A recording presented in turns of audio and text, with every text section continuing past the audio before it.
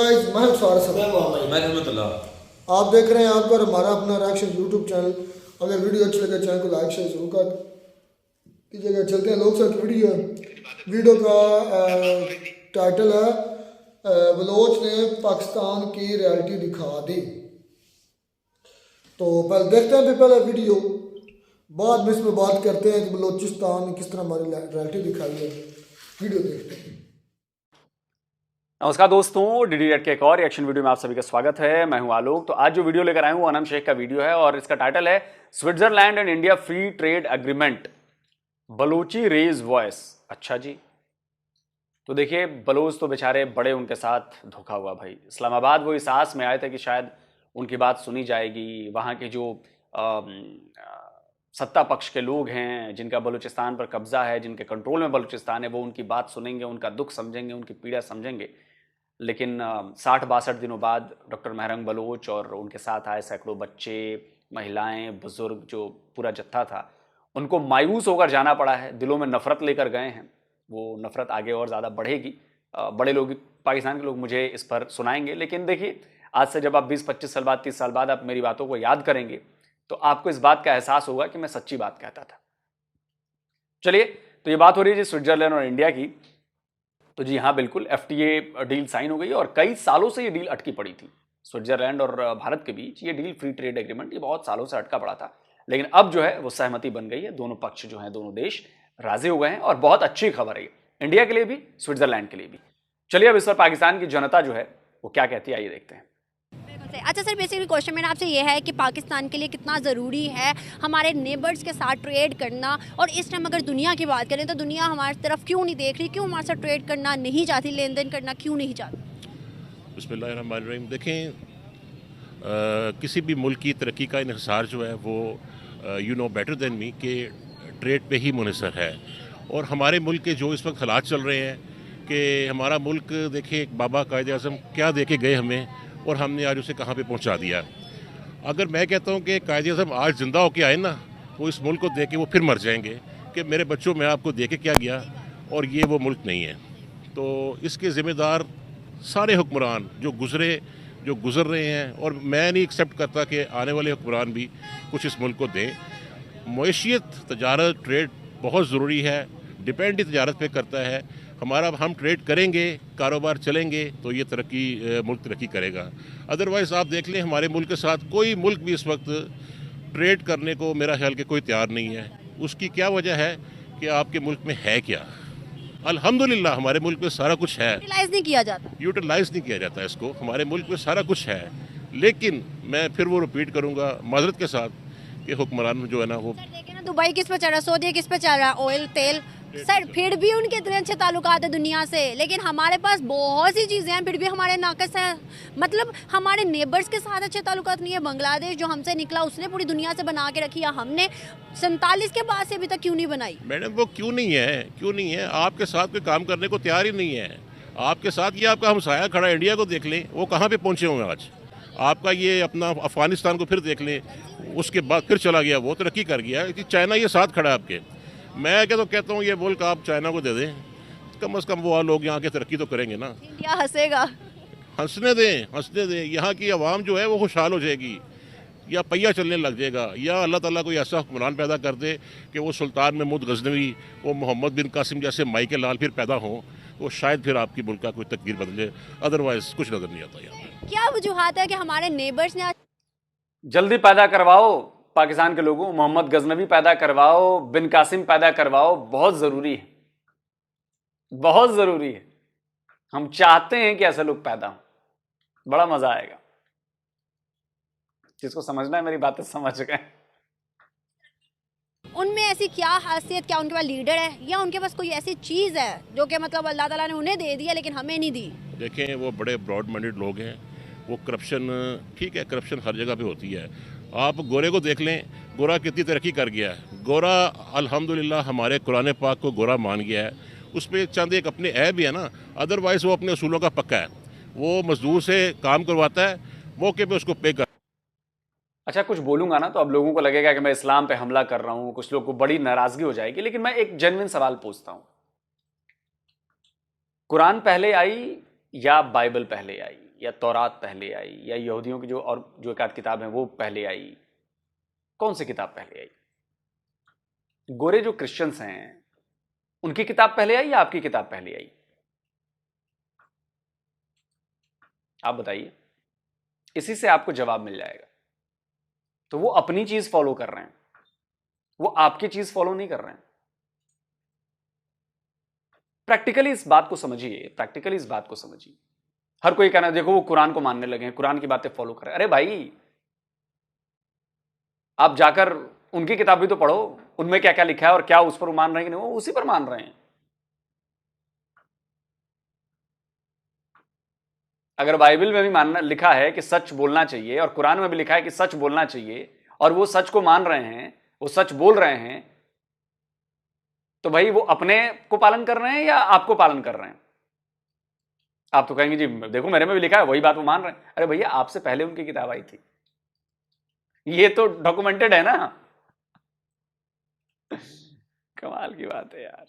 उसकी दिहाड़ी पूरी देता है। यहाँ पे तो कहते हैं कि मजदूर से काम करवा के उससे कपड़े भी उतार लीजिए। इस तरह मुल्क नहीं चला करते। मुल्क चला करते हैं मेहनत के साथ और ईमानदारी के साथ। सर, स्विट्जरलैंड आज देखा जाए तो स्विट्जरलैंड यूरोप का सबसे अमीर मुल्क है, लेकिन उसने पाकिस्तान को प्रेफरेंस नहीं किया, पाकिस्तान के साथ फ्री ट्रेड एग्रीमेंट साइन नहीं किया, हिंदुस्तान के साथ कर लिया। हमारा पड़ोसी जो जिससे हम निकले उसने मेरे हाल से मिडिल ईस्ट के कितने ममालिक के साथ फ्री ट्रेड एग्रीमेंट साइन कर लिया। सर, क्या वजूहत है कि भाई India free trade agreement sign करता है? क्योंकि इससे बेनिफिट तो है, भाई वहाँ पर मार्केट में छा जाएगा इंडिया, लेकिन पाकिस्तान ने ऐसा स्टेप नहीं लिया, क्यों? मैं इसकी मिसाल आपको ये देता हूँ कि आप हमारे रमज़ान शरीफ देख लें। रमज़ान शरीफ आता है, दूसरे ममालिक में जाके देखें, उनके एडवांस बोर्ड लग जाती हैं कि मुसलमानों के रोज़े आ रहे हैं। हालांकि वो क्रिश्चियन लोग हैं, मुसलमानों के रोज़े आ रहे हैं, वो आपको रिलैक्सेशन देते हैं। एडवांस उनके बोर्ड लग जाते हैं कि इनको ये चीज़ इतने डिस्काउंट पे दे दो, ये चीज़ इतने डिस्काउंट पे दे दो। यहाँ पे पहले तैयार होते हैं, आटा ज़हीरा हो रहा है, राशन ज़हीरा हो रहा है, ग्रोसरी आपकी टोटल ज़हीरा हो जाती है। खजूरों के रेट बढ़ जाते हैं, खजूरों के रेट बढ़ जाते हैं। और मुसलमान ने रोज़ा खोलना है तो फिर किससे खोले वो? ठीक है, यहाँ तो ये हालात चल रहे हैं। आप देख ले, इतने सर्दी का मौसम है और लोड शेडिंग फिर हो रही है। अब तो एसी बंद है, अब तो कुछ नहीं चल रहा। कहाँ जा रही लोड शेडिंग? बिल भी बहुत ज्यादा आ रहा है। बत्ती नहीं आ रही, बिल आ रहा है। गैस नहीं आ रही, बिल आ रहा है। व्हाट नॉनसेंस यार, मेरा नहीं ख्याल। ये तो अल्लाह ताला कोई ऐसा हुक्मरान दोबारा भेज दे। मैं रिपीट कर रहा हूँ, मोहम्मद बिन कासिम आ जाए, माई का लाल पैदा हो, तो शायद आपका मुल्क तरक्की कर दे, अदरवाइज नजर नहीं करेगा तरक्की। सर, अगर आप मोहम्मद बिन कासिम को अपना हीरो मानते हैं, गजनवी को अपना हीरो मानते हैं, मैं गारंटी देके कह सकता हूं कि आपका मुल्क तरक्की नहीं करेगा। 76 ईयर से आपने इन लोगों को हीरो माना है, बताइए तरक्की हुई? आगे भी नहीं होगी। गारंटी दे सकता हूं मैं इस बात की। गारंटी इसलिए दे सकता हूं कि जो पिछले 76 ईयर्स में होता हुआ मैं देखता आया हूं, आपने तब भी गोरी को अपना हीरो माना, गजनवी को अपना हीरो माना, अब्दाली को अपना हीरो माना, मोहम्मद बिन कासिम को अपना हीरो माना, उसका कोई रिजल्ट नहीं निकला ना अभी तक। मूव ऑन करिए। इट मींस कि आप गलत रास्ते पर हैं, आप गलत लोगों को हीरो मान रहे हैं। जिसने भी सोमनाथ का मंदिर तोड़ा था उसने इस्लाम की कोई खिदमत नहीं की थी। जितने यहाँ पे फॉरेन इन्वेडर आए हैं सारे अल्कोहलिक थे, शराब पीते थे। अपने हरम के अंदर 300 की औरतें होती थी और जुल्म करते रहे लोगों को, बाय फोर्स कन्वर्जन करते रहे। कि जो लोग आके इस इंडिया को, भारत को तोड़ते रहे और लूट लूट के काबल ले जाते रहे, वो सारे फॉरेन इन्वेडर थे, फॉरेन इन्वेडर थे।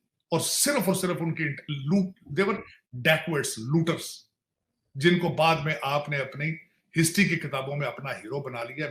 मुझे यहाँ आके हिस्ट्री दोबारा पढ़नी पड़ी। Sir Gangaram is my hero.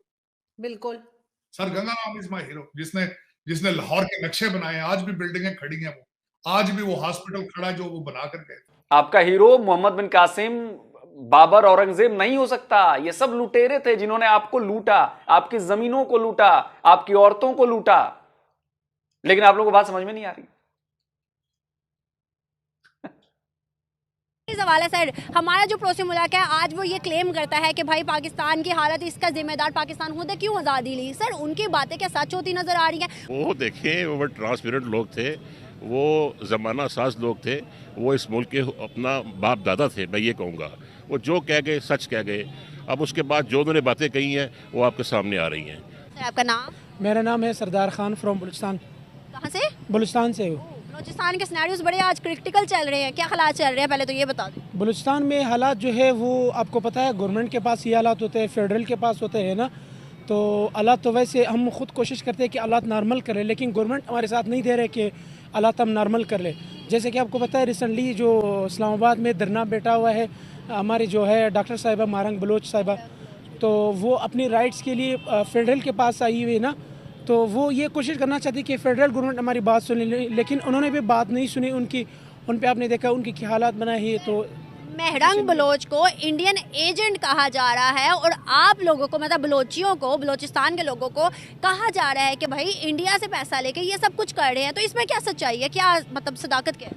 मैं आपको सिंपली बता रहा हूँ, सिंपली अगर उनके पास ये सबूत है कि इंडिया से पैसा आ रहा है और किस लाइन के साथ आ रहा है, तो आप वो लाइन जाके पकड़ लो, फिर लोगों को दिखाओ, मीडिया पे दिखाओ कि ये है पैसा इनको, ये इंडिया दे रहा है पैसा और इस लाइन के ज़रिए दे रहे हैं। तो इंशाल्लाह ताला फिर इसके बाद ना कोई महरंग बलोच को सपोर्ट करेगा, ना मंजूर पश्तून को सपोर्ट आपने करेगा। भी बयान सुना होगा, सबने बयान सुना होगा। काकड़ साहब ने बयान में कहा कि ये जो बलोची हैं इंडिया से पैसा लेके अटैक करते हैं और जानों के दुश्मन बनते हैं, जाने लेते हैं। उनका बयान था ये। उनके बयान के मुताबिक उन्होंने कहा कि भाई आप लोग तो इंडिया से पैसे लेते हो, पैसे लेके तो बलोचियों को भी मारते हो, दूसरे लोगों को भी मारते हो। मैं आपको इसका एक सिंपली एक एग्जांपल दूंगा तो ये काकड़ साहब भी इसके डिफाइन हो जाएगा। हम किराए के लिए या हम ट्रिप पे जाते हैं, कोई बस पकड़ लेते हैं, तो जब हम ट्रिप पे चले जाते हैं बस हमारी मर्जी के मुताबिक चलेगा। जब हम कहेंगे हमने इधर उतरना है वो उधर ही उतरेगा, जब हम कहेंगे हमने इधर जाना है तो उधर ही जाएगा। तो ये काकड़ साहब जो है आपको पता ही है किराए के लिए लिया है, वो कुछ भी कहने के लिए तैयार है, वो कुछ भी कह सकता है। मतलब आप लोग ये नहीं चाहते कि आप लोग पाकिस्तान से अलग हों या आप लोग इंडिया के साथ मतलब मिले हुए नहीं हैं, या जो भी यहाँ पर इस टाइम कहा जा रहा है? मैडम, पाकिस्तान हमारा अपना मुल्क है, हम इससे के साथ प्यार करते हैं, हम सालों से प्यार करते रहेंगे और हम इधर ही इंशाल्लाह ताला रहेंगे और दिखाएंगे कि हम ओरिजिनल पाकिस्तानी हैं। सही बात है। देखिए ना, इन्होंने सबूत दे दिया कि भाई हम लोग कोई इंडिया से नहीं मिले हुए हैं। यहाँ पर जो सोशल मीडिया पे भी कहा जाता है और हमारे काकड़ साहब ने भी कहा कि भाई इंडिया से पैसे लेते हैं, इंडियन एजेंट है और बाद में पैसा लेके तो मरवाते हैं पाकिस्तान के अंदर लोग। तो ये चीज़ें हमें खुद सोचने की ज़रूरत है। भाई हमारे बलोची, हमारे सिंधी, हमारे पठान, सब कुछ हमारे, तो फिर ये क्यों जाएंगे इधर उधर? लेकिन सर 71 में जो हुआ, हम टॉपिक से थोड़ा आपकी तरफ ही आ गए, टॉपिक मेरा कोई और था। अच्छा, 71 में जो हुआ, कहा जा रहा है अल्लाह ना करे, खुदा न ख्वास्ता, अभी बलोची जिस तरह कर रहे हैं, सिंधी जिस तरह कर रहे हैं, अभी पाकिस्तान फिर कोई ना कोई क्राइसिस से गुजरेगा। क्या सिचुएशन है इसमें? आप लोगों के क्या राइट्स हैं जो कि आप लोगों को नहीं मिल रहे? इस चीज़ को आप ठीक कर ले, ठीक है? नहीं तो ये एक बहुत बड़ा मसला है। बलूचिस्तान से, KPK से, वज़ीरिस्तान से और सिंध से, और इंशाल्लाह आप देख लो एक मुल्तान से भी इस तरह के इंशाल्लाह इंकलाब आएगा। मुल्तान के बाद इंशाल्लाह पंजाब, लाहौर से आएगा, तो क्या करेगा? ये पाकिस्तान का हालत ख़राब हो जाएगा। अल्लाह ना करे, अल्लाह ना करे। तो इस चीज़ के पीछे आपने सोचना चाहिए, जिधर से भी इनको जो भी मतलब आप आप समझते हो किधर से इनको मतलब सपोर्ट आती है, उनको मानता है, जो भी मतलब उनको कहता है वो आगे से मान जाते हैं। हम ये मतलब सिंपली उसको बता रहे हैं, आप कुछ होश ले, कुछ होश के नाखून ले, आप लोगों को राइट्स दे। कौन से राइट जो आपको मिल नहीं रहे और उसकी वजह से आप बलूचिस्तान से इस्लामाबाद आ गए प्रोटेस्ट करने? कौन से ऐसे राइट्स हैं आप? बेसिक राइट्स आपको पता है, मतलब शेल्टर पनागा होती है और उसके बाद रोटी, कपड़ा, मकान होता है। हमें वो जीने का हक नहीं दे रहा है। मकान, स्कूल, एजुकेशन, हॉस्पिटल वो तो दूर की बात है, वो तो अलग टॉपिक है। हमें वो जीने का हक नहीं दे रहा है। हमारे लोग उठा रहे, रातों रात उठा रहे। किसी ने, मैंने सुनी थी कि वहाँ बलोची जो है बहुत ज़्यादा गायब हो गए और अभी तक मिले नहीं है। सिर्फ बलोची नहीं है, सिर्फ बलोची नहीं है, जिसने भी अपने हक की बात की उसको अगले दिन उठाया जाता है। आपको पता है शेर अफजल मरवत के घर को किस तरह गिराया, उसने राइट्स की बात की, बलूचों को। 45,000 से ज्यादा बलूच गायब हैं, ये रिपोर्ट्स कहती हैं। 45,000 से ज्यादा, और 30,000 से ज्यादा पश्तून गायब हैं। बलूचों में और पश्तूनों में गुस्सा क्यों है? इतने लोग गायब हैं, हजारों की डेड बॉडीज मिल चुकी हैं, और बलूचों और पश्तूनों का एक ही बात उनकी कहनी है कि भैया जिनको गायब किया है उनको कोर्ट में पेश करो, उन पर केस करो, मुकदमा चलाओ, सबूत दो, दोषी पाए गए तो फांसी पर लटका दो, वरना बताओ तो सही, केस तो चलाओ, बताओ तो सही कहां है। लेकिन कोई बताने को तैयार नहीं है, बस उनकी बॉडी मिल जाती है। दिक्कत ये है, कब तक सहेंगे ये लोग? कभी तो सीमा टूट जाएगी, टूट रही है। महरंग बलोच वापस चली गई ना 60-62 दिन बाद, तो अब देखिए, अब वहाँ पर बड़ा लोग नाराज़ हैं कि भाई 2 महीने जाके रह के आए, ठंडी में ठिठुरते रहे बच्चे, बुजुर्ग, महिलाएं, कुछ नहीं मिला उनको, मायूसी के सिवा, दर्द के सिवा कुछ नहीं मिला। भी उन्होंने उठाया है, मिसिंग पर्सन में डाला है, पठानों को भी डाला है। तो ये जो है, अगर ये ग्राफ इसी तरह चलता रहेगा तो इंशाल्लाह ताला ये ग्राफ एक दिन टूट जाएगा। अल्लाह ना करे, अल्लाह ना करे, मैं ये कह रहा हूँ अल्लाह ना करे। हमने लास्ट टाइम देखा कि सिंध के अंदर से मतलब एक नारा निकल रहा था कि सिंधु देश बनेगा। तो मतलब बलूचिस्तान क्या चाहते हैं, क्या उनका नारा है इस टाइम, क्या उनकी डिमांड क्या है? सिंध चाहता नहीं है, सिंध को मजबूर किया है, इसी तरह बलूचिस्तान को भी मजबूर कर रहा है। हम ये चाहते हैं कि हर किसी को अपना राइट्स दो। और राइट्स मिलने पे ही पाकिस्तान आज़ाद हुआ था। 47 में कायद ने क्या कहा था, सब यहाँ पर जो रहते हैं उसको फ्रीडम है, आज़ादी है, खुद मुख्तारी है, जैसे रहना चाहते वैसे रहे। और हर अकलीतों के लिए कहा था, खाली मुसलमानों के लिए नहीं कहा था। बिल्कुल इसी तरह ही कहा है। लेकिन अगर बंदे के पास इंडिपेंडेंस आज़ादी ही ना हो, वो आज़ाद इस मुल्क में ना, तो वो तो जहरी बात है, कहीं ना कहीं और जगह।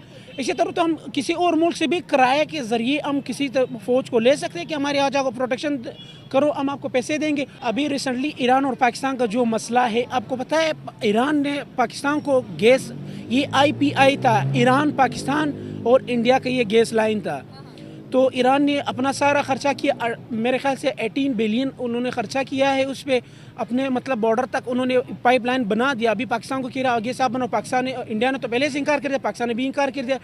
ईरान कह रहे थे क्यों आप पागल हुए? पाकिस्तान को प्लेंटी भी पड़ी है। हाँ, इंडिया ने इनकार नहीं किया सर, थोड़ी सी रिसर्च कर लीजिए। पाकिस्तान ने उसमें अड़ंगा लगाया कि हम ये करेंगे वो करेंगे, इंडिया तक कैसे जाए, क्योंकि फायदा बड़ा इंडिया को भी मिलता। तो पाकिस्तान ने अपना फायदा छोड़ दिया, इसीलिए इंडिया उस डील के होने से पहले ही हट गया। बोला कि जब इतने प्रॉब्लम्स आप क्रिएट कर रहे हो तो हमें नहीं रहना इसमें। उसके बाद पाकिस्तान और ईरान के बीच में अलग से डील हुई, उसमें इंडिया का कोई रोल नहीं था, इंडिया की कोई इन्वॉल्वमेंट नहीं थी, वो दोनों कंट्रीज के आपस में डील थी। ईरान ने अपना काम पूरा कर दिया, पाकिस्तान ने नहीं किया। पाकिस्तान ने तो अमेरिका के दबाव में आके डील कैंसिल कर दी, बोला कि जी हमारे ऊपर सैंक्शन लग जाएगा और ये हो जाएगा वो हो जाएगा। ईरान को धोखा दे दिया उसने, डील कैंसिल कर दी। अब ईरान नाराज है। ईरान ने बोला है कि डील कैंसिल करने की भी शर्त थी उस डील में, $18 बिलियन की पेनल्टी लगनी है पाकिस्तान पर, और मार्च में उसकी मियाद खत्म हो रही है। अब देखिए उसके बाद क्या करता है ईरान। पाकिस्तान को इसीलिए पेनल्टी पड़ी, ईरान ने कहा और जुर्माना पे करना पड़ेगा। तो पाकिस्तान जो है हमसाया ममालिक के साथ जो है ताल्लुकात भी बेहतर कर ले। दूसरी बात ये, अपने मुल्क लोगों के साथ उनका ताल्लुक अच्छा नहीं है तो वो हमसायों के साथ क्या ताल्लुक अच्छा कर ले? पॉइंट हम आपसे रिक्वेस्ट करते हैं, अपनों के साथ ताल्लुक अच्छा कर लो, हमें जीने का हक दो, और मारंग बलोच को जाके अपना हक दो, पठानों को हक दो, और फिर जाके हमसाया ममालिक के साथ अपना ताल्लुक सही कर लो। तुम्हारे मुल्क में भी मतलब महंगाई नहीं होगी, जो इंपोर्ट एक्सपोर्ट होगा वो इजीली होगा। ईरान हमें गैस सस्ता दे रहा है, ईरान हमें पेट्रोल सस्ता दे रहा है, सब चीज़ें सस्ता दे रहे हैं, क्यों हम ईरान से नहीं लेते? इंडिया के नाम पे हमें एक्सट्रीमिस्ट बनाया जाता है। मतलब जब इकदार में आते हैं तो कहते हैं कि भाई इंडिया से हम जंग करेंगे या इंडिया से कश्मीर लेंगे, या जो भी मामला दिखाए जाते हैं। क्या आपको लगता है कि इंडिया से दुश्मनी ज़रूरी है या दोस्ती ज़रूरी है, ट्रेड ज़रूरी है? ताल्लुक हर इंसान के साथ बेहतर करना है। अपने माशरे में, अपने घर में अगर ताल्लुक सही ना हो तो दिन सही नहीं गुजरता। इसी तरह अगर हमसाये में ये नहीं देखते कि ये मतलब हिंदू है, सिख है, ईसाई है, सबके साथ इंडिया के साथ अगर हमारे ताल्लुक सही होगी, गारंटी के साथ मैं ये कह रहा हूँ, अफगानिस्तान के साथ, अफगानिस्तान खित्ते में अगर अमन नहीं है तो पाकिस्तान में अमन इम्पॉसिबल है। खुदा रहा अपने बंदों को हक दो, जीने का हक दो। ये मिसिंग पर्सन का जो मसला है जल्द अज जल्द हल कर दो। तकरीबन 50 से ज़्यादा दिन इनके हो गए जो ठंड में बैठे हुए हैं, ना कोई उनके साथ इसमें फैसिलिटी है, उनके स्पीकर उठाए जा रहे हैं। तो दूसरी बात, इंडिया के साथ ताल्लुक बेहतर करना चाहिए। क्या सर हर चीज़ का ब्लेम हमें अमेरिका, इजराइल, इंडिया या बड़ी बड़ी ताकतों को देना चाहिए? हमें खुद की गलतियों को तस्लीम करके खुद को ठीक करना चाहिए कि भाई दूसरों को ब्लेम देना चाहिए? दूसरों को बिल्कुल ब्लेम नहीं करना चाहिए, तो हमने अपने आप को ही टेक करना चाहिए। इंडिया को तो वो वैसे भी बदनाम कर रहे हैं, इंडिया हमें बदनाम करने को, इंडिया के पास इतना टाइम नहीं है को हमें बदनाम करने की कोशिश करे। वो टेक्नोलॉजीज़ बनाता है, वो मुख्तलिफ ऐसे जदीद टेक्नोलॉजी, वो चले गए, चाँद पे चले गए, और हम ज़मीन पे सही तरह नहीं रह रहे। ज़मीन पे हमें सुकून नहीं। हमारे लाल टोपी वाले ने कहा था कि भाई चाँद हमारे लिए ज़मीन पे आएगा। तो हम ये वाज़ेह पैगाम देना चाहते हैं कि अपने जो है आप को ठीक कर लो, बाकी सारे लोग ठीक है। सर आपका नाम? हफीज़ खान। करते क्या है? मैं पहला आर्मी का बंदा हूँ, मैंने 2-3 कुर्बानियाँ दी है मुल्क की खातिर। अच्छा, इस वक्त रिटायरमेंट हो गई है? जी, अब इस वक्त हम खुद परेशानी में। मुझे सब तो बड़ी परेशानी यही है कि हमारे इस मुल्क की खातिर इन माफियाओं ने इसको टुकड़े कर दिया। अब ऐसे कोई बंदा हमें नहीं लग रहा कोई इसकी कोई बंदोबस्त करे, इसलिए कि इस्लामी जो सही बंदा होता है ना, जिससे हमारा दुश्मन डरता है, वो बंदे को सामने नहीं ला रहा है कोई पसंद हमारा नहीं दुश्मन कौन है? करता। हमारी दुश्मन तो तुम्हें पता है, हमारा जो जिसके उसमें आइन में लिखा हुआ है कब मुसलमान कभी अपने टांगों में नहीं खड़ा होना चाहिए, उनका आइन में लिखा हुआ है। हमारे जितनी भी दुश्मन है कौन है? वो ये आपको पता है भी, फिर बताएं कौन है? अमेरिका भी है, इसराइल भी है, अच्छा, इंडिया भी है। ये 3 मुल्क हमारे यहाँ, ये हमारे खिलाफ है। सर देखिए हमारे दुश्मनों ने कितनी तरक्की कर दी, अमेरिका भी ऊपर चला गया, इजराइल भी और इंडिया भी। बिल्कुल, अगर इस वक्त इमरान अगर बाहर होता तो इमरान से पूरा दुनिया की ताकत जितने भी है सब डरते। असल में हम अपने दुश्मनों के जो बात है ना, आपने बात की हम अपने दुश्मनों से कहते हैं कि आगे निकल गए हैं। एक्चुअली हमारे अंदरून बैरून दोनों दुश्मन हैं। हमारे अंदर के भी दुश्मन हैं जो हमारे अच्छा, मुझे एक बात समझ में नहीं आती, आप लोगों का फोकस हमेशा ये क्यों रहता है कि हम दुनिया को डरा कर रखना है। इमरान होता तो पूरी दुनिया डरती। अरे डरती क्यों? यारी दोस्ती की बातें आप लोग क्यों नहीं करते? यार इमरान होता तो सबसे अच्छे संबंध होते, हमारा बिजनेस हो रहा होता, हमारा मुल्क भी ग्रो कर रहा होता। ये आप लोगों में क्यों भावना हमेशा रहती है कि फलाना होता तो फलाना पाकिस्तान से डरता, अमेरिका डरता, भारत डरता, ये डरते, वो डरते। अरे हमेशा डर खौफ क्यों दिखाना है? डर खौफ को साबित क्यों करना है? आप ये क्यों नहीं कहते कि हम सारे मिलकर रहते, सब खुश होकर रहते, ट्रेड करते, बिजनेस करते, ग्रो करते? माइंडसेट, नियत यह है कि सबको डरा कर रखना है, सबको अपने जूतों के तले दबा कर रखना है। जब तक यह रहेगा पाकिस्तान ऐसा ही रहेगा। धरती वहाँ के दुश्मन हमारे घर के मतलब घर पाकिस्तान के हैं दुश्मन, और कुछ दुश्मन हमारे बाहर से हैं। बाहर से के हमारे दुश्मन इससे तगड़ा हुआ है क्योंकि हमारे अंदर के दुश्मन हमारे सारे राज उनको दे देते हैं। पॉइंट ये है कि यमन जो है उसको अगर आप देखा जाए, यमन एक सिविल वॉर अफेक्टेड कंट्री है, लेकिन उनमें इतनी यूनिटी है और उन्होंने किस तरह फोर्सफुली इसराइल और को मतलब नाको चने जबवा दिए हैं उसको लग पता गया है कि अगर मेरा ख्याल है कि आपके पास अगर ईमान की ताकत हो और आपका पक्का लग रहा है आपको कि यमन ने नाको चने चबवा दिए हैं? पक्का? तो 4 महीने वेट कीजिए। अल्लाह ताला पे भरोसा हो तो आप कुछ भी कर सकते हो। चाहे हमारा ईमान पे ताकत और हमारा भरोसा भी नहीं है। मेरा ख्याल है कि है, लेकिन हमें किसी गाइड की ज़रूरत है, किसी गाइड या किसी लीडर की ज़रूरत है। चलो अपने टॉपिक पे आते हैं। हाँ, अपने टॉपिक पे आते हैं। ट्रेड कितनी ज़रूरी है पड़ोसी ममालिक जितने भी हैं उनके साथ करनी हमारे लिए? वेल मेरा ख्याल है कि हमारे लिए ये हम ईरान के साथ अगर हमारा बॉर्डर मिलता है, शुक्र है हमारी दोस्ती हो गई है, ज़बरदस्त काम हो गया, हम अपना बॉर्डर भी खुल गया, हमारा ट्रेड शुरू हो गई है, लेकिन हम ऑयल अगर उससे लेना शुरू कर, हमारा बहरान जो था होना था वो उसको कवर करेगा।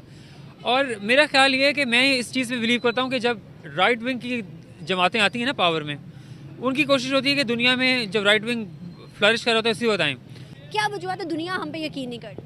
दुनिया में यकीन इसलिए नहीं करी क्योंकि हमने जब से अपने घर में लड़ना शुरू किया है, पाकिस्तान के अंदर लड़ना शुरू किया है, और हम पूरी दुनिया में कशकोल लेके फिरे हैं, तो हमें इज्जत तो नहीं होगी ना हमारी। हमें अपने पैरों पे खड़ा होना होगा, और पैरों पे खड़ा होने के लिए ज़रूरी ये नहीं है कि आपके पास बहुत ज़्यादा पैसा हो तो आप पैरों पे खड़े होते हो। आपके पास आप अगर बस ईमान हो, आपके पास बेसिक चीज़ें हों, आप पैरों पे खड़े हो सकते हो। वो जो काम करेगा वो तरक्की नहीं करेगा, जिसकी रूटीन होगी वो तरक्की करेगा। और अमेरिका में हो जाए, यूरोप में हो जाए, जितनी भी उनकी रूटीन है, उनकी रूटीन है, अपने टाइम के भी पाबंद है, अपने काम के भी बंद है, हर चीज़ के पाबंद है। लेकिन हमें इतना इम्प्रेस नहीं होना चाहिए कि अमेरिकन ये कर रहे हैं, अमेरिकन वो कर रहे हैं।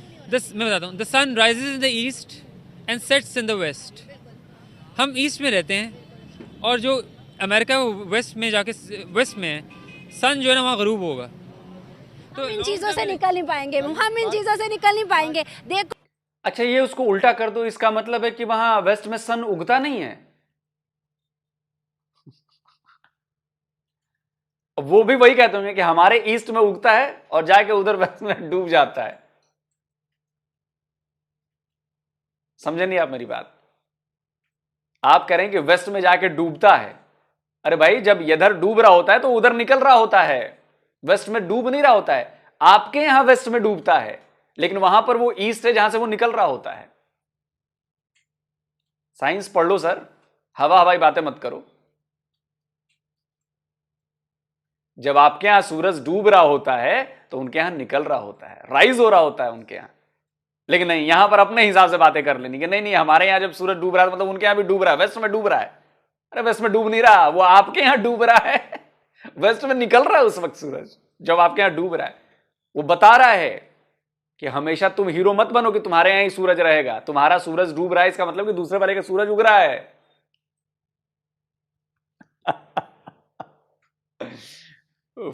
तो हम खुद को अबतर और दूसरे को कमतर समझते हैं। हम कमतर नहीं, ये आपने आपकी मिसाल ही ये थी। नहीं मैं बताऊं, मिसाल ये नहीं थी, आप फॉलो नहीं की। मैं कहना चाह रहा हूँ कि सूरज जो है ना मशरिक से निकलता है, मगरिब तक गुरूब होता है। हमें मगरिब को नहीं फॉलो करना। मगरिब में हमारे स्कॉलर्स हैं, हमारे जो अल्केमिस्ट अल-बिरूनी, वो मुसलमान स्कॉलर्स है, उनकी किताबें चुरा के उनकी रवैया अपना के हमें सहल पसंद कर दी। और हम लोगों को लगता है कि हम सहल पसंद हो गए तो हम जीत जाएंगे। हमारे अंदर अपना मजबूत होता दीन ईमान, अपना ईमान मजबूत होता, हम उनको फॉलो ही ना करते। तो मैं आपसे बात कर रहा हूँ, आपने कहा ना कि आपकी बात में है कि आपने कहा कि आप क्यों सोच रहे हैं कि sun sets in the west, तो आप वेस्ट को क्यों डिग्रेड करें। गलतियां हम में है ना, हम में गलतियां हैं, लेकिन हमारे में कसूर ये है कि हमने गलतियां ये की हैं कि हमने अपने आप को डेवलप नहीं किया। हमने अपनी हमारे जो रूट्स हैं, जो हमारे हीरोज हैं, हमने उनकी कदर नहीं। अबे तू यहीं पे जाहिल बन गया। तुझे लगता है कि तेरे मगरिब में या वेस्ट में जाके सूरज डूब रहा है, लेकिन वहां तो सूरज उग रहा है ना बेटा। जब उस तरफ जाके देखोगे तो सूरज उग रहा है, मतलब राइज पर है वो। जब उनके यहां सूरज डूबता है तब तेरे यहां सूरज उगता है, समझा। तो ये सोच तुम लोगों ने बिठा रखी है ना यार, ये बड़ा गड़बड़ है कि वेस्ट को फॉलो नहीं करना क्योंकि वहां तो सूरज डूब रहा है। अरे सच्चाई पता ही नहीं है तुम्हें। वहां सूरज उरूज पर है, उग रहा है, तुम्हारे यहां डूब गया।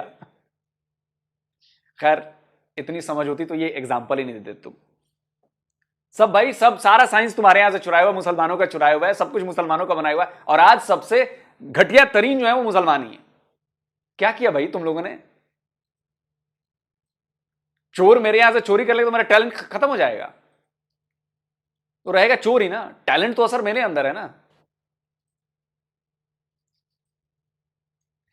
इतनी बातें तुम समझ नहीं पाओगे। खैर बात हो रही थी भारत और स्विट्जरलैंड के बीच में फ्री ट्रेड एग्रीमेंट की। देखिए आज के दौर में दो देशों के बीच बिजनेस बहुत ज्यादा जरूरी है।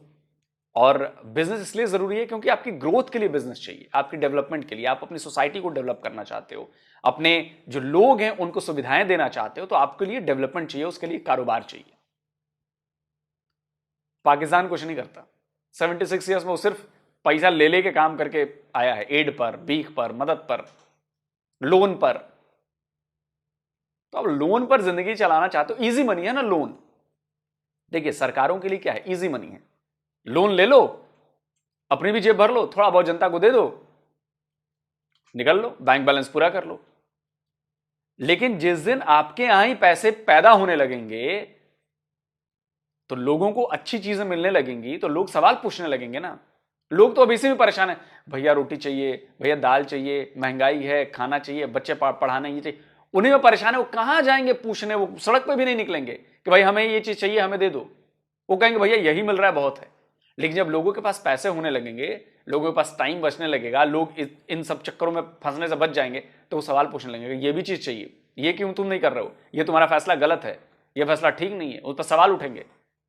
तो सरकारें आपके यहाँ की टाइम ही नहीं देती लोगों के वो सवाल पूछें, क्योंकि वो अपने घर के इंतजाम करने में, बाल बच्चों को पालने पोसने में ही फंसा देती है। वो इतनी कमी कर दो, थोड़ा थोड़ा देते रहो कि बस उनको लगे कि भैया यही मिल रहा है, ये भी बंद हो जाएगा तो मर ही जाएंगे। ये है टेक्निक आपके यहां, तो आप कभी ग्रो नहीं कर सकते। और यही सब चूरन खा के बैठे रहो कि जो हमारी किताबें चुरा ली तो सब साइंटिस्ट बन गए हैं। खैर क्या कह सकते हैं। आप कमेंट करके जरूर बताइए भाई। जल्दी मिलते हैं एक और नए वीडियो के साथ। नमस्कार, जय हिंद।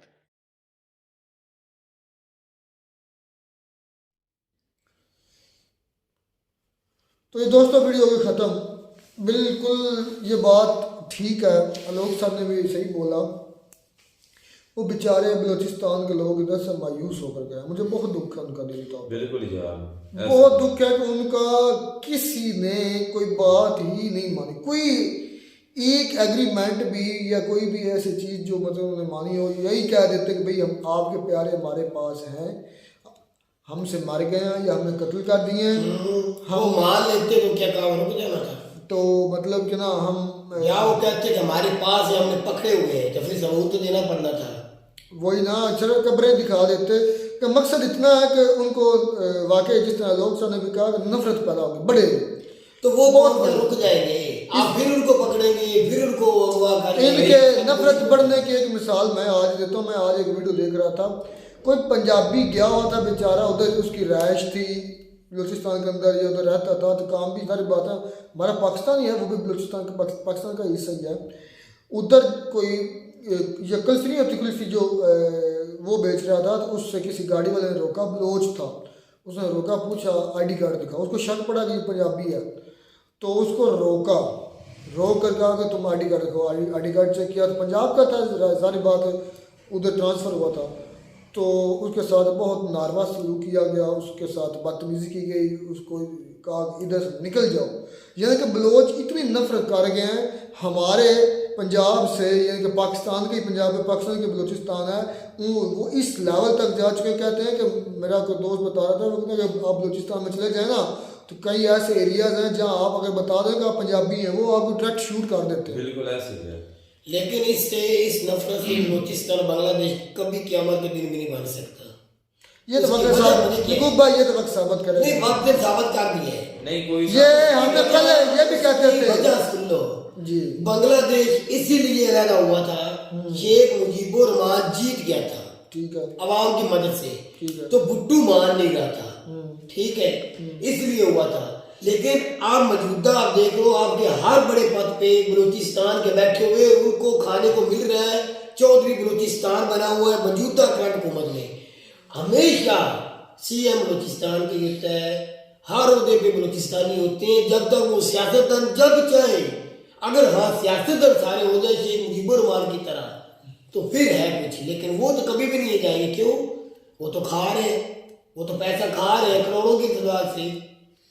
आप तो यही देख ले, काकर साहब आए 3 महीने के लिए आए थे इलेक्शन करवाने, अब साल के ऊपर उसको हो गया है, साल अभी साल नहीं हुआ, ओ भाई साल हो गया है इसको, थोड़ा चल तू 8 महीने 5 महीने कर ले, मिसाल मतलब 3 मंथ से काफी ऊपर होगा, डबल होगा। वो बंदा करोड़ों का मालिक हो गया, पहले से डबल हो गया, सारी दुनिया के चक्कर लगा रहा है, सेल्फी बना रहा है, सेनेट का चेयरमैन सारी दुनिया घूम रहा है, सेल्फी CM वाली घूम रहा क्या है, तो सेल्फी उस वाली कितने वजीर फॉरेन मिनिस्टर भी इधर का है, वजीर दिफा भी इधर का है, हर किस्म की वजारत बलूचिस्तान की है। फिर मुझे बता कैसे ये बांग्लादेश बन सकता? हाँ, ये जो नाइंसाफी हो रही है उनके साथ, ये गलत है, नाजायज है, इसे रोकना चाहिए। अच्छा, नहीं रोकेंगे बांग्लादेश नहीं बनेगा, लेकिन अपने आप को मारना शुरू कर देंगे। अच्छा, फिर बात आ गई इंडिया और स्विट्जरलैंड की फ्री ट्रेड एग्रीमेंट की, तो ये भी आज न्यूज़ बता रहे थे लोग सर, और एक मैंने आज एक और न्यूज़ पढ़ी है कि जो है ना अपना आए हुए ना वो मैक्रोन भी इधर, तो उनकी भी कोई बहुत बड़े डीलिंग्स फ्री ट्रेड की भी हो रही, फ्री ट्रेड आई थिंक का भी हो रहा है, और सबसे ज़्यादा उनका डिफेंस पर डीलिंग्स हो रही हैं, डिफेंस पर बहुत बड़े मतलब उनके प्रोजेक्ट साइन हो रहे हैं, बहुत ज़्यादा काम ऐसे जो उनको मतलब इंडिया में लगाने जा रहे हैं। तो इंडिया के साथ भी हर कंट्री चाहता है कि हमारे बेतलबात ठीक हो, हम उनके साथ चले, वो हमारे साथ चले, हमें ओ भाई जिस बंदे के पास पैसा है, कारोबार बिजनेस है ना, हर बंदा कहता है कि मेरा इसके साथ रिलेशन अच्छी हो जाए, इसके पास शायद मुझे वो काम मिल जाए, तो इसके साथ मैं मिलकर बिजनेस स्टार्ट कर लूँ,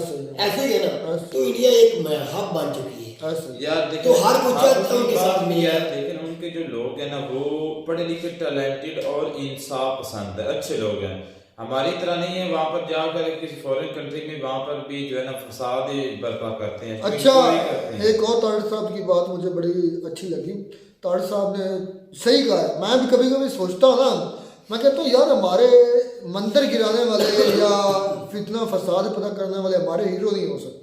मैंने कल भी वीडियो में कहा अगर हमारे हीरो हैं ना ख्वाजा मोइनुद्दीन चिश्ती, हमारे हीरो हैं निज़ामुद्दीन औलिया, हमारे हीरो हैं अगर सही जिन्होंने इस्लाम की खिदमत की है, जिन्होंने आज तक मुझे इनके बारे में एक भी सबूत नहीं मिला कि ख्वाजा गरीब नवाज, ख्वाजा मोहिउद्दीन चिश्ती, सुल्तानुल हिंद ने किसी सोमनाथ जैसे मंदिर को गिरवाया हो या कोई भी इस तरह फितना फसाद बर्पा करवाया हो जिस तरह ये बाबर ने करवाया, ये जितने में मुझे औरंगजेब। मैं ये नहीं कहता कि उन्होंने क्यों किया या अच्छा किया, मैं इस चीज़ बहस में जाना नहीं चाहता, लेकिन अगर मैं जब भी हीरो मानता हूँ ना अपने इस्लाम के हीरो जैसे क्या स्पेसिफिकली, तो मैं ये कहता हूँ वो ख्वाजा मोहिउद्दीन चिश्ती हैं, निज़ामुद्दीन औलिया हैं, मीर खुसरो हैं, अपना साबर अहमद कलेरी हैं, कितने उधर औलिया कराम जिन्होंने हकीकत में दीन की इस्लाम की खिदमत की है। अगर हम हीरो बनाना चाहें तो हमें उन्हें बनाना चाहिए जो वो बिल्कुल उन्होंने देख लें कि उनके बारे में कभी हमने आज तक नहीं सुना, कभी किसी ने कहा भी नहीं है, अगर होता तो करते, असल वाकई हमारे हकदार हीरो हो ही हैं बिल्कुल, ऐसे में कोई शक नहीं है। और तारड़ साहब की बातें शांत आती, उन्होंने कहा बात कर रहे थे गंगा राम के बारे में, उन्होंने फिर कहा कि मेरे भी हीरो गंगा राम है। तारड़ साहब ने ये बात की, क्यों कहा होगा कि उनके बनाए हुए बिल्डिंग्स, उनके बनाए हुए हॉस्पिटल्स आज भी मौजूद है। गंगा राम हॉस्पिटल में शरफ के दौर में मैं खुद गया था, हम लाहौर गए थे और 3-4 बंदे थे, बस दाता कहना दरबार के ऊपर हम गए थे मीज़ार पे, तो उधर बीमार हो गए थे, हालत बड़ी ख़राब होगी, मतलब उल्टी वगैरह शुरू हो गई, इस तरह तो पानी खत्म होना शुरू हो गया, हम 3-4 ही बीमार हो गए। हमें रिक्शे वाले ने गंगा राम हॉस्पिटल छोड़ दिया। तो उधर गए तो हमने मतलब डॉक्टरों ने जल्दी अंदर ले गए और हमारे बोतल वगैरह लगाए, इंजेक्शन लगाए। तकरीबन 4 बजे हम दाखिल हुए थे और रात के 8 बजे हमें छुट्टी मिली और हमने पैसा देने लगे तो उन्होंने कहा भाई फ्री है। अच्छा, फ्री उधर फ्री, पैसा नहीं लगेगा गंगा राम हॉस्पिटल में। मैं अपनी खुद की बता रहा हूँ, उन्होंने हमसे 1 रुपया भी नहीं लिया, ऊपर से उन्होंने जूस वगैरह भी, इसलिए तो फिर आज सब कहेंगे वो लाहौर के अंदर गंगा राम हॉस्पिटल की मैं जीती जाती मिसाल हूँ। मैं मेरे साथ खुद मैं बीमार हुआ, मैंने उधर जाके आंखों से देखा भी जब मुझे होश आई, और वो मैंने गंगा राम हॉस्पिटल लिखा हुआ पढ़ा भी, भाई मेरा दिल खुश हो गया। यकीन माने खाना भी फ्री मिल जाता, बिल्कुल ऐसे ही हमारे अभी भी भाई खाना भी फ्री मिल रहा था, ये मुझे नहीं पता कि वो मुस्लिम दे रहे थे या हॉस्पिटल वाले दे रहे, ये नहीं पता, लेकिन हॉस्पिटल में हमसे पैसा नहीं लिया। अच्छा, फिर एक और सोच चेक करें पाकिस्तानी को, ये सोच वाकई में ऐसी है कि भाई यूएसए या मगरब को हमने इसलिए फॉलो नहीं करना क्योंकि मगरब में सूरज गुरूब होता है, या क्या मंतक है, वो ये लोग सिर्फ भी चाहूंगे ना कि मंतक चेक करो, हम मगरब को इसलिए फॉलो नहीं करते क्योंकि उधर सवाल नहीं बनता, ये तो सवाल क्या लाना पड़ता है। भाई सूरज जहाँ गरूब होता है उनको क्यों नहीं मानते, उसने तो कहीं ना कहीं तो गरूब होना है, अच्छी बात है, फिर जिधर सूरज गरूब होता है, एक मिनट जब कहते हैं जिधर सूरज गरूब होता है, हमारा मक्का मदीना भी तो इधर ही है, उधर ही नहीं, तो फिर हम क्यों मानते हैं, ये सोच ऐसी किस्म।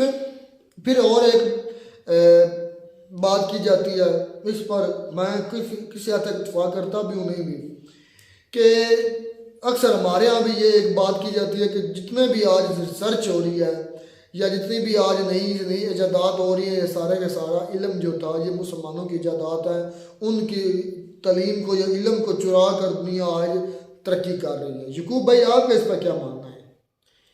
मैंने भी दोनों तरफ ही सुना हुआ है, अक्सर सुना कि वो जो है ना ईसाई, ज्यादा दुनिया में वही है ईसाई है, सारे नहीं कहते हैं कि जो मुस्लिम ने इजाद की है, काम किया है साइंस में, उन्हीं का इल्म चुरा कर आज दुनिया आगे बढ़ रही है।